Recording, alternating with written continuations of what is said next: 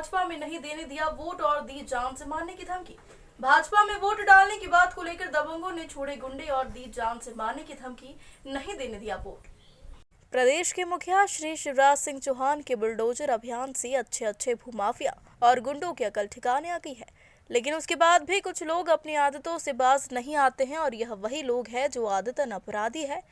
हमारे कहने का मतलब है, शाजापुर जिले से कुछ ही दूरी सुंदरसी निवासी शानूबी पति रिजवान ने अपना दर्द बयां करते हुए कहा कि अभी हाल ही में हुए चुनाव में मेरी पत्नी निर्वाचित जनपद सदस्य चुनी गई है।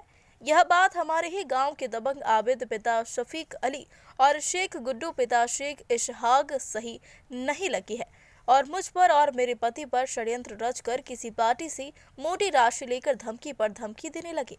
मेरा कसूर बस इतना था कि हम भाजपा में वोट डालना चाह रहे थे, लेकिन गांव की इन दबंग लोगों ने मेरे घर पर रोज आकर धमकी दी और इतना मजबूर कर दिया कि हमें बाल बच्चों सहित घर छोड़ना पड़ा और इनके द्वारा कहा गया कि अगर वोट कर दिया तो अंजाम बहुत बुरा होगा।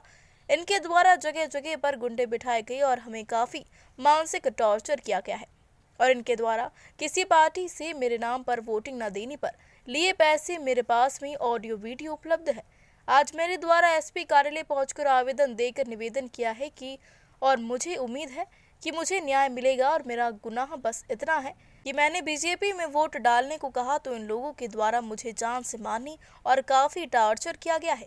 रिजवान, उसकी पत्नी और मां ने क्या कुछ कहा आप भी सुन सकते। तो हमने गांव वालों ने क्या करा फिर, जब इनके 4 वोट से हम जीते हैं तो गांव वाले क्या बाहर झोंक रहे थे। गांव वालों ने हमारा विश्वास देखा होगा, हमें भी कुछ खूबियाँ देखी होगी। जब हमें वोट दिया, उन्होंने चुना है, बोले जनता का कोई विकास नहीं, हमें पैसा दे। तो हम पैसा कहाँ से ला, हमारे पास पैसा है कहाँ, हम पैसा लाएंगे कहाँ से।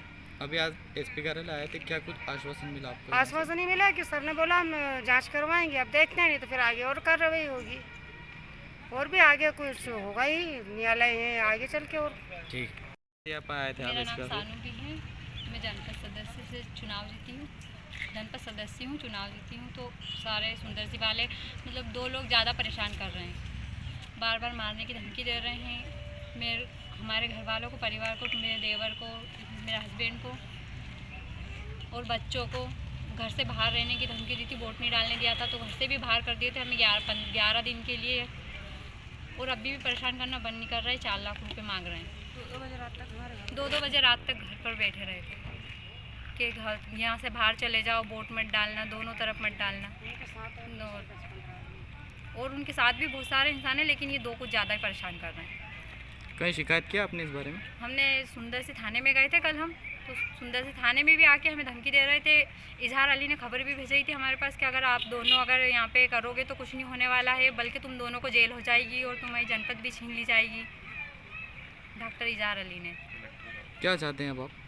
हम चाहते हैं कि हम यहाँ हमको न्याय मिलना चाहिए, इनके खिलाफ कार्रवाई होना चाहिए। बार बार ये परेशान कर रहे हैं, तो वो तो आराम से घूम रहे हैं और हम परेशान हो रहे हैं ज़रा से छोटे छोटे बच्चों को लेके। क्या नाम है आपका? शान। एक शिकायत प्राप्त हुई है सुंदरसी की, वो पैसे लेन देन की बात बता रहे हैं। मैंने थाना प्रभारी को जांच के लिए निर्देशित किया है और उनका ऐसा कहना है कि चुनाव के दौरान उन्होंने किसी से पैसे लिए और फिर इस तरह की कोई बात बता रहे हैं। तो वो आवेदन में जो है वो दोनों ही पक्ष, पारिवारिक मैटर है उनका, शिकायतकर्ता और जो अनावेदक है दोनों ही एक ही पक्ष के लोग हैं। जांच करके कार्रवाई करने के निर्देश दिए हैं।